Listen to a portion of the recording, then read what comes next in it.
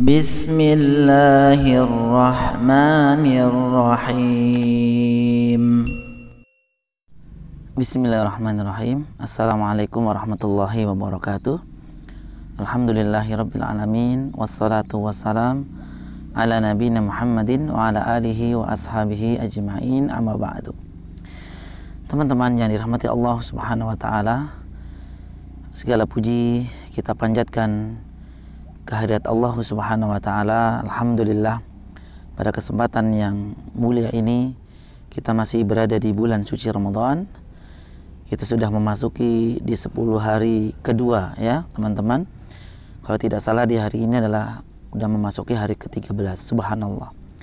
Tanpa terasa hari demi hari Ramadan sudah kita lalui bersama-sama kurang lebih selama 12 hari. Ini hari ke-13.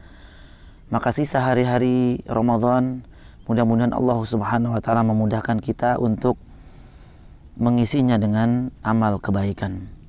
Teman-teman yang berbahagia, kita melanjutkan satu obrolan lagi. Obrolan kali ini mungkin sebagai persiapan kita untuk menjemput malam mulia, yakni yang insya Allah akan terjadi, yang sebagaimana disebutkan oleh Nabi SAW, itu terjadi di 10 hari terakhir di bulan suci Ramadan, yakni malam Qadar. Ya, namun permasalahannya adalah yang ini insya Allah kita bicarakan pada kesempatan yang mulai ini, bagaimana jika ya keadaan seorang wanita ketika malam Qadar justru dia mendapatkan halangan, ya, justru mendapatkan halangan. Apakah mereka para wanita yang mendapatkan halangan baik haid, nifas, ya, yang tentu kita sudah jelaskan sebelumnya, mereka tidak boleh melakukan, ya, tidak boleh menunaikan ibadah sebagian ibadah, ya. Lalu bagaimana di malam Ramadan, di malam Lailatul Qadar, apakah mereka berkesempatan untuk mendapatkan pahala keberkahan malam Qadar? Maka jawabannya adalah sama, boleh, ya. Teman-teman yang berbahagia, tentu semua orang yang ingin menghidupkan malam Qadar dengan ibadah itu bisa laki-laki, bisa wanita. Ya, hanya saja mungkin terkhusus buat para wanita yang sedang mengalami halangan di malam itu, maka sebagaimana penjelasan yang sudah lalu, hanya ibadah-ibadah tertentu saja yang tidak diperbolehkan. Di malam itu tidak boleh sholat, ya. Tentu puasa kan siang harinya, kan kalau malam Qadar berarti malam hari. Jadi hanya sholat saja mungkin. Kalau misalkan di tanah haram tidak boleh tawaf, kemudian tidak boleh memasuki masjid, berdiam diri di masjid, iktikaf, tidak boleh. Namun tetap para wanita yang sedang mengalami halangan di malam Qadar, mereka berkesempatan untuk mendapatkan keberkahan di malam tersebut.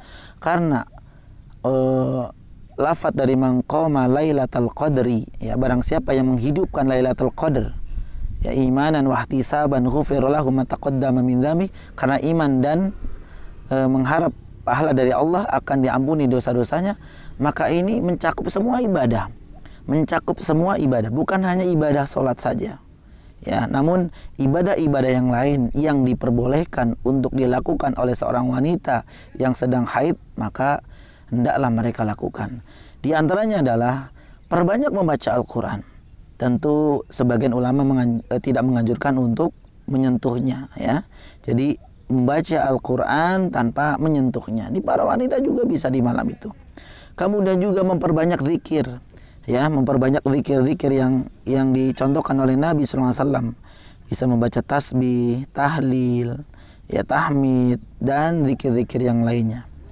Kemudian membaca istighfar, memperbanyak doa. Kemudian bisa membaca doa yang dicontohkan oleh Nabi SAW, yakni Allahumma innaka afuwun tuhibbul afwa fa'fu anni.